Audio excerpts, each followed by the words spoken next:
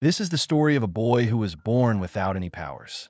In a world where having magical abilities is completely normal, not having them means you're considered weak and useless. Tatsuya comes from an extremely wealthy and powerful family, one that's at the very top when it comes to magical strength. But despite that, Tatsuya was born without a single power. Seeing this, his mother began experimenting on him, hoping to awaken some kind of power within him. But even after all the experiments, nothing changed. Tatsuya remained powerless. Over time, he lost all emotions and desires, becoming emotionally numb. Even then, his mother didn't stop. No matter how many times Tatsuya begged her to stop, she kept going. Years passed, and eventually Tatsuya grew up. Then, one day out of nowhere, he suddenly awakened a mysterious power. But instead of telling anyone in his family, he chose to keep it a secret. Because of this, everyone still thought he was useless, and he was even assigned the role of a bodyguard for his own sister. As the story begins, we see Tatsuya's mother and sister Miyuki traveling to another place by plane. They've been invited to attend an important function. While the rest of the family travels in business class, Tatsuya is forced to sit in economy class with the other regular people, tired, hungry, and completely ignored. This is after arriving at the airport. Miyuki complains to her mother, asking, "Do we really have to bring him with us everywhere? I find it so annoying." Her mother calmly replies, "Just think of him as your servant. You don't need to care about him beyond that." Later, when they reach the hotel where they're staying, Miyuki says she's tired from sitting in the plane for so long. Her mother agrees and tells her to take Tatsuya along with her. Miyuki doesn't want to, but she has no choice but to obey. As they leave together, Miyuki goes off to enjoy the sunset. But suddenly, she nearly bumps into someone, only to be saved just in time by Tatsuya. It turns out the person she almost ran into was a soldier from that region, but the soldier had done it on purpose. Shockingly, he starts yelling at Miyuki instead. That's when Tatsuya steps in front of her to shield her. The soldier gets angry and is about to attack Tatsuya, but to everyone's surprise, Tatsuya effortlessly blocks the strike. Both the soldier and Miyuki are stunned by his strength. The soldier, humiliated, tries to attack again using full power. Tatsuya calmly warns him that he's making a huge mistake, but the soldier doesn't listen. So Tatsuya strikes first, overpowering him with ease and knocking him down. Miyuki is left speechless, seeing this side of her brother for the first time. Afterwards, Tatsuya quietly escorts her away. While they're walking back, Miyuki is deep in thought.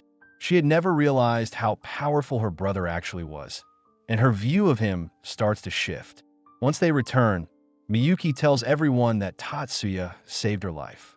But Tatsuya simply says he was just following orders. Their mother agrees and coldly says, "That's what he's supposed to do." Later, we learn that their mother is unwell, so Miyuki is asked to attend the upcoming royal party in her place. Hanami, another character, tells Miyuki to take Tatsuya along with her. Miyuki accepts. Meanwhile, Hanami secretly thinks to herself, being an AI robot, she wishes Miyuki and Tatsuya would treat each other more like real siblings. She feels bad for Tatsuya. At the party, Miyuki arrives and immediately draws attention. Everyone notices her elegance, but no one pays any attention to Tatsuya, who stands quietly in a corner. As Miyuki greets others, she reunites with her two other siblings and seems genuinely happy to see them. Curiously, they ask about Tatsuya and then walk over to speak with him. Their father also shows up and apologizes, saying they didn't know Miyuki was the successor of the Yatsuba family. But Miyuki doesn't seem bothered. However, as she looks over to the side, she notices something surprising. Tatsuya is smiling and happily chatting. Seeing Tatsuya smiling with the other kids, Miyuki feels a bit jealous. She realizes he's never smiled like that when talking to her. To calm herself down, she reminds herself that the Yatsuba family is the most powerful magical family in Japan. If even they believe Tatsuya is weak, then maybe he really is. That thought helps her brush off her feelings, until she sees Tatsuya smiling again, and that same jealousy creeps back in. The party continues without much else happening. But a few days later, we see Tatsuya, his mother, Hanami, and Miyuki on a boat trip. While enjoying the ride, they begin taking photos. Miyuki, somewhat playfully, says she wants a picture with Tatsuya. But instead of casually agreeing, Tatsuya first asks his mother for permission. Only after getting it does he pose for the photo. Suddenly, the boat's speed increases dangerously, and the brakes stop working. To make matters worse, missiles are heading straight toward them. No one knows who launched them. Instantly, Tatsuya steps forward, raises his hand, and activates his power.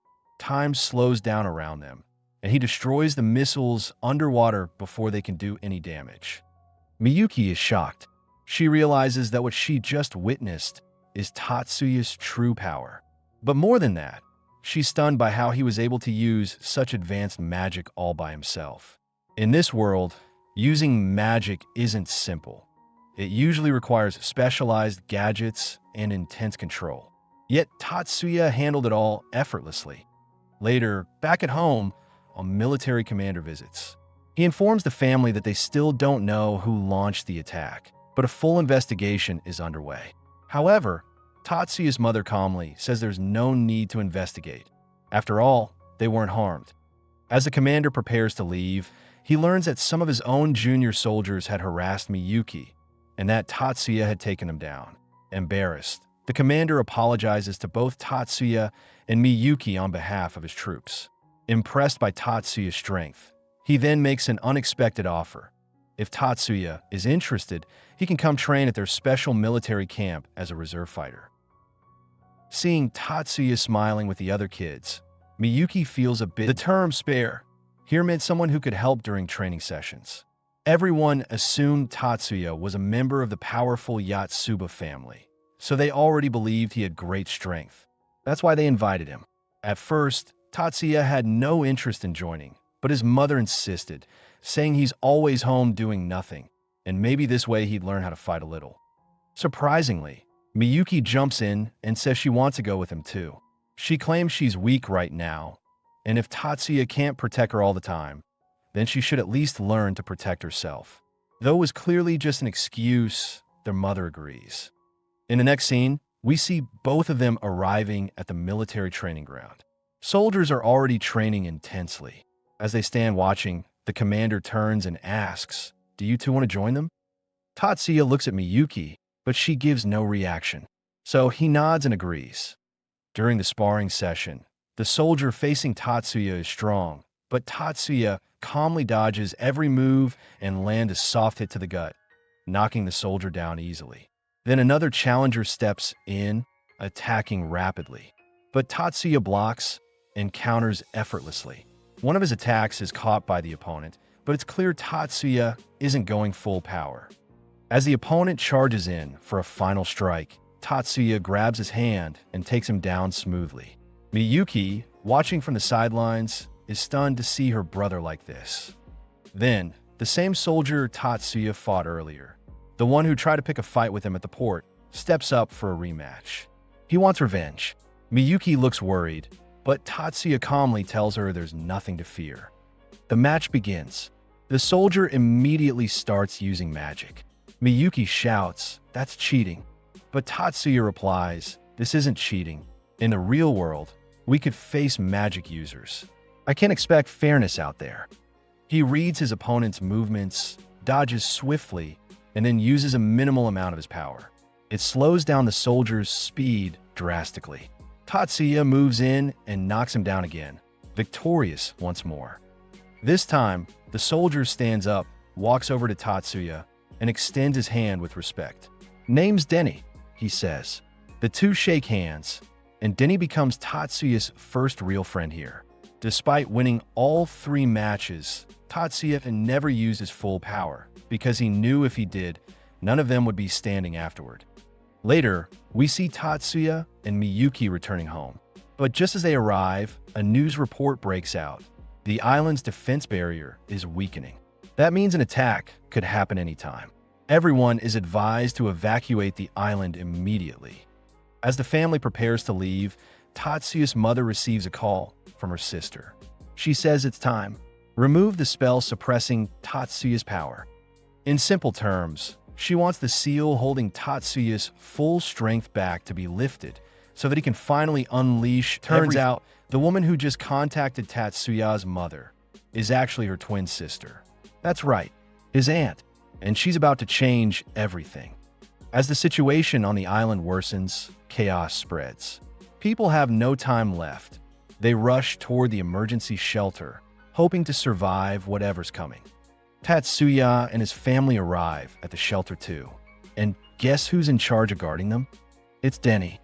Yeah, the same Denny who once fought Tatsuya is now the one protecting him. Alongside him, several other guards are stationed, serious, tense, ready for war. Inside the shelter, other families are already gathered, fear written all over their faces. But something's off. Tatsuya suddenly hears a gunshot, faint, distant, so far away that no one else even notices. He bends down, touches the ground, and instantly feels it. There's magic here. Not normal magic.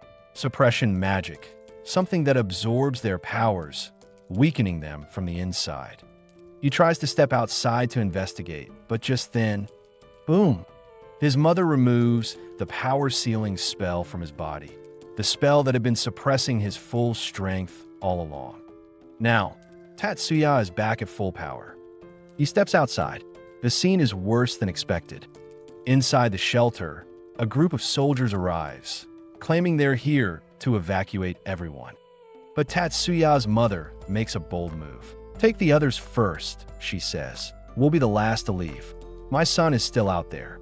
Hanami, shocked, asks, "Wait, are you actually worried about Tatsuya?" But the mother replies coldly, "No, I just don't trust those soldiers." And she was absolutely right, because the soldiers suddenly pull out their guns, ready to betray. Just as bullets are about to fly, Hanami steps in and creates a magical barrier protecting everyone. Then Denny arrives. He's furious. He sees the betrayal and confronts his own comrades. "What are you doing? These are innocent people." But the soldiers reply, "You may be strong, Denny, but you never earned our respect." They don't trust him. Still, Denny tries to reason with them. "Don't do this. This will be a terrible mistake." Eventually, they drop their weapons. But then, bam! Hanami loses control and kills one of the soldiers with her power. The others go into full rage mode. They raise their guns, ready to kill. And that's when it happens. A magical portal suddenly opens in the middle of the room. Tatsuya steps through, his eyes glowing, his aura blazing. He wastes no time. One by one, he takes down the traitor soldiers like a storm. Cut to Muku, lying unconscious, barely alive. Tatsuya kneels beside her, places his hand on her chest, and begins to channel his magic. Healing. Inside her mind, Muku hears his voice. She's shocked. Why is he saving me? After everything I did, he should hate me. I deserve to die. But then, her eyes snap open. She's alive, staring at Tatsuya in disbelief. Can he really bring people back from the dead? Just then, Muku's mother, who is already dead, takes her final breath. Gone. But Tatsuya isn't done. He pulls out a magical gun, channels his entire energy, and with one powerful shot, brings her back to life. Hanami too, revived. Everyone is stunned. Even Hanami gasps. This kind of resurrection, it shouldn't be possible. There's no magic in this world that can do that. Then the army commander arrives. He falls to his knees and apologizes for everything. They forgive him. But Tatsuya, he demands something in return. "I want an army suit and a tank. I know exactly where the attack is coming from. Those who touch my sister, I won't forgive them. She means more to me than this entire world. If anyone tries to hurt her again, I'll destroy this planet." And with that, he walks off, straight toward war. Cut to the enemy army. They're arriving through the sea, 100 strong, but Tatsuya stands ready, with a tank behind him, and fury in his eyes that he begins the onslaught, deleting enemies one by one with devastating power. But the battle has just begun. Tatsuya was healing everyone. His powers, beyond comprehension, were saving lives.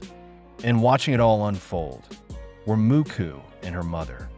Muku, confused and overwhelmed, turns to her mom and asks, "How is he doing all this?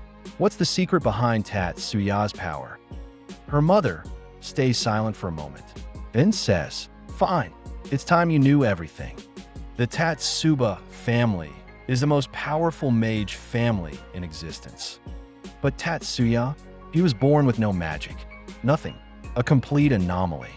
So, desperate to give him powers, the family began experimenting on him, forcefully. But something went horribly wrong. During those experiments, Tatsuya lost everything, his senses, his emotions, his smile, his laughter gone. Only one thing remained inside him. And just as Muku's mother was about to reveal it, Muku realizes something terrifying. Wait, it wasn't just him. Her mother had also lost her emotions during those same experiments. Both of them broken in the same way. And then the truth hits her. Tatsuya has only one emotion left inside him. Just one. His love for his sister. That's it. That's the core of his power. He's fighting, killing, surviving for her. It all makes sense now. Why he risked his life. Why he's destroying the enemy army. Why he'd rather burn the world than see his sister hurt again. Muku's heart sinks. But another pain rises inside her. My mother has no emotions. That's why she treats Tatsuya so coldly. It makes sense. But me, I have emotions. I feel. So why did I treat him the same way? He always did what I asked. He always trusted me. And her voice trembles. I failed him. Now we cut to the front lines. 6 massive enemy ships appear on the horizon. Dark silhouettes tearing through the ocean mist. Each one loaded with weapons. Power. Tatsuya knows attacking one at a time is useless, that he'll need a single devastating strike to destroy them all at once. He starts calculating, measuring, pinpointing the exact location for the attack. But it's not going to be easy. It'll take time. Back at the shelter, Hanami sees the chaos and turns to Tatsuya's mother. Should I go help him? Her mother doesn't stop her. Do what your heart tells you. I'm not going to decide that for you. Without hesitation, Hanami runs straight toward the battlefield. Cut back to ocean battlefield, cannon fire, explosions. The 6 enemy ships begin their assault. Other fighters try to hold them off, but they're outmatched. The ships are too powerful. Tatsuya continues preparing his ultimate spell. He's calm, focused, and just as the enemy closes in, Hanami appears. She throws up a magical barrier, shielding Tatsuya. Holding back the blast, Hanami, using her powers, begins to block the attacks. For a while, she successfully manages to hold them off using a barrier. But in doing so, she completely exhausts her energy. Being an AI robot, she was also on the verge of shutting down. Just then, Tatsuya's measurement is completed, and he launches his attack. A massive blast occurs, so powerful that 6 ships and all the soldiers on the regular ships are wiped out. A huge wave of water rushes towards them, but they somehow manage to escape. Later, it's revealed that Hanami is not going to survive because she overused her energy. Technically, Tatsuya could heal her, but Hanami refuses. She says she's always followed orders and lived by others while as an AI robot, but now she wants to die by her own choice. Tatsuya respects her wish and doesn't heal her. The scene then shifts to 3 years later. Tatsuya and Mayuk are about to join Magic High School.